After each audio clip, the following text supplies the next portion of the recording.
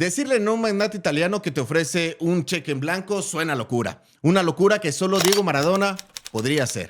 Esta es la historia del día en que Silvio Berlusconi le pidió a Maradona escribirle cualquier cantidad para que jugara en su equipo. El equipo, el Milan italiano.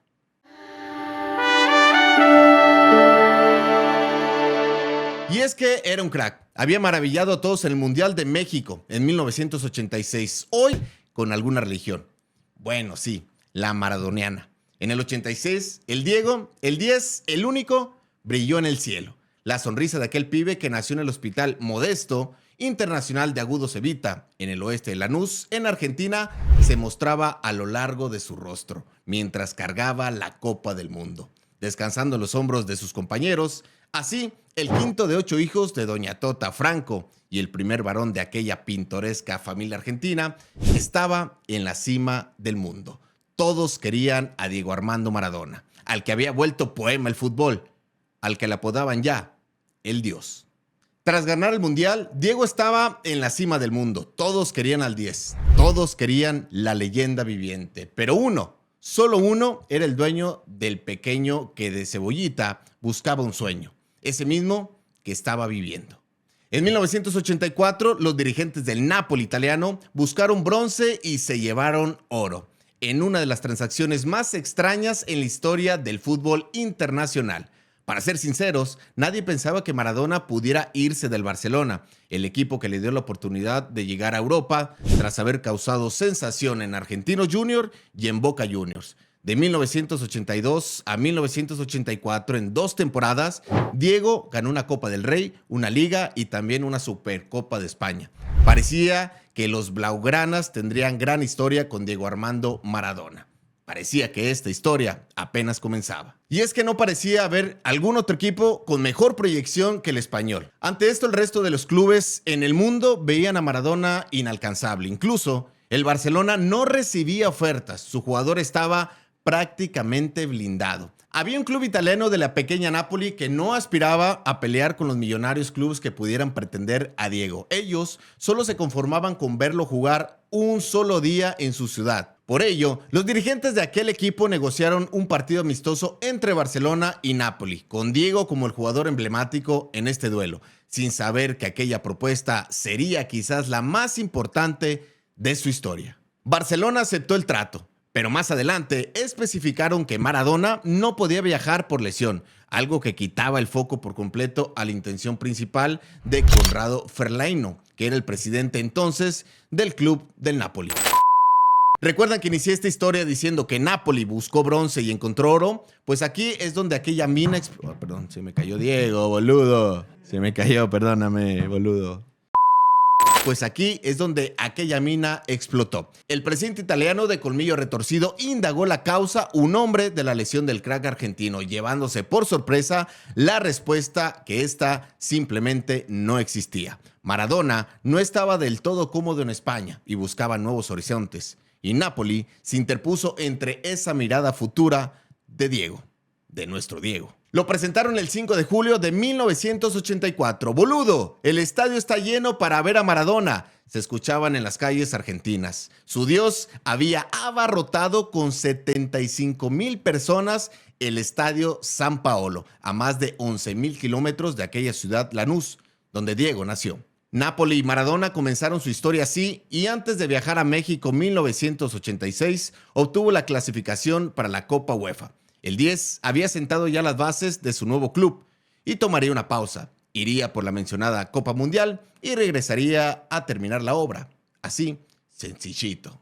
Mientras esto sucedía, el mundo del fútbol evolucionaba y había un club también italiano que buscaba tener un antes y un después en su historia, hasta entonces de deudas y problemas. En 1986, antes de la explosión maradoniana en México, Silvio Berlusconi, un político empresario y respetado hombre de negocios, llegó a Milán para salvarlo de la quiebra por la que se estaba pasando. Así, Berlusconi era el nuevo dueño y quería hacer de su club el más poderoso del mundo. Silvio era de esos hombres que podrían hacer de todo. En su presentación en la arena cívica de la ciudad, él y sus jugadores llegaron con 3 helicópteros Apache al compás de una cabalgata. Era poderoso, era imponente, pero le faltaba algo, un pequeño mágico toque a su nuevo juguete. Mientras Berlusconi en Milán armaba su nuevo club en México, Maradona hacía de todo. En verdad, de todo. Diego alzó la copa y regresó a Nápoli a jugar. En 1986-87, en aquella temporada, Maradona hizo campeón al Napoli. Históricamente, este club modesto alcanzó la gloria ante la mirada de muchos. Uno de ellos, el presidente y dueño del Milan, quien tomó el teléfono, mandó a llamar a Guillermo Coppola, representante de Maradona, le puso un avión privado en Nápoli y en menos de 3 horas le entregó personalmente un cheque en blanco, para fichar a esa estrella, la leyenda mundial.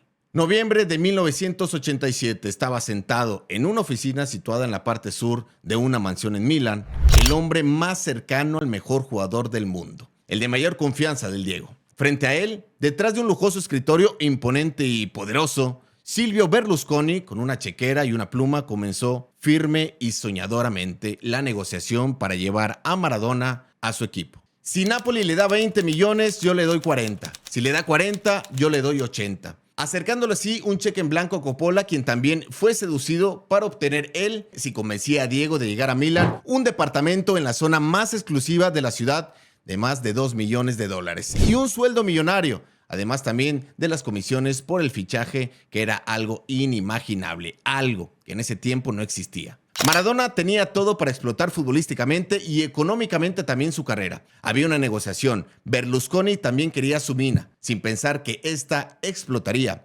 gravemente. Se lo llevaron a Vía Milano 5, donde tenía su ranchito, el propio Berlusconi, una mansión como esas de las películas. Berlusconi le dijo a Guillermo que me quería a mí a toda costa cuando terminara mi contrato. Ni le preguntó cuánto ganaba en el Napoli. Él le ofrecía el doble para mí. Un departamento en Piazza San Babilia, la zona más cara en las afueras de Milán, el auto que quisiera, un Lamborghini, un Ferrari, Rolls Royce, 5 años de contrato dentro de la organización de ellos y un lazo con su empresa de comunicación. Así relató el Diego su momento en aquel ofrecimiento de Berlusconi. El martes de la mañana todos sabían que el Milan me quería y ofrecía lo que a mí se me ocurriera. El mismo martes, fue en la noche, Ferlaino, presidente del Napoli, y aceptó todas las condiciones que le pusimos nosotros y firmamos un nuevo contrato con el triple de beneficios de lo que pretendíamos al principio, sentenció Maradona. Diego era amante de los coches, y ¿cómo poner más feliz al Diego? El presidente le apareció en su casa un Ferrari F40 negro. Era la única que había en el mundo en ese momento, recordó gustoso Maradona. En la siguiente campaña, el equipo de Berlusconi fue campeón y llegó a colocarlo como el mejor equipo del mundo. Duró 20 años en aquel mandato, obtuviendo 29 trofeos. El primero en 1987, el que pudo haber levantado Diego Armando Maradona. Diego terminó su historia en Nápoli con 5 diferentes títulos y en 2 ocasiones como el goleador. Aquel estadio en el que fue presentado ante 70,000 personas lleva hoy su nombre. Diego es una leyenda en un pueblo italiano. Silvio Berlusconi murió a los 86 años de edad, habiendo cumplido todo lo que se propuso, menos una cosa, misma que no pudo ni conseguir con un cheque en blanco, misma que él recordó días antes de su muerte. Tengo un gran arrepentimiento porque Maradona fue el mejor jugador de su generación. Soy Jair Ramos, así se escriben las historias y estoy yo para contarlas. Come accoglierete Maradona? Alla grande, come sempre, come sempre. Diego! Diego! Diego! Diego! Diego!